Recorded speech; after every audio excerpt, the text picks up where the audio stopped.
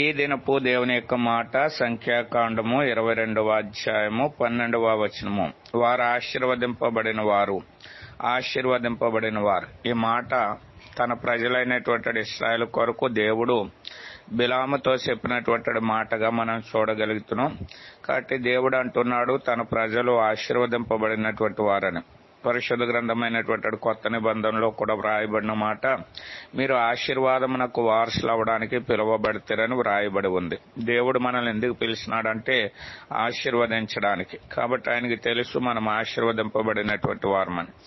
అయితే మనము దేవుని యొక్క మాట వినాలి, ఆయన యొక్క మార్గాల్లో నడవాలి. ఆయన చెప్పినటువంటి ప్రతిదీ కూడా మనం అనుసరించినప్పుడు ఆ ఆశీర్వాదాన్ని పొందగలిగేటటువంటి వారంగా ఉంటున్నాం. కాబట్టి ఇశ్రాయేలు ఆ రీతిగా దేవుని చేత ఆశీర్వదింపబడ్డారు. మనము కూడా దేవుని యొక్క మాట విని ఆయన యొక్క ఆశీర్వాదం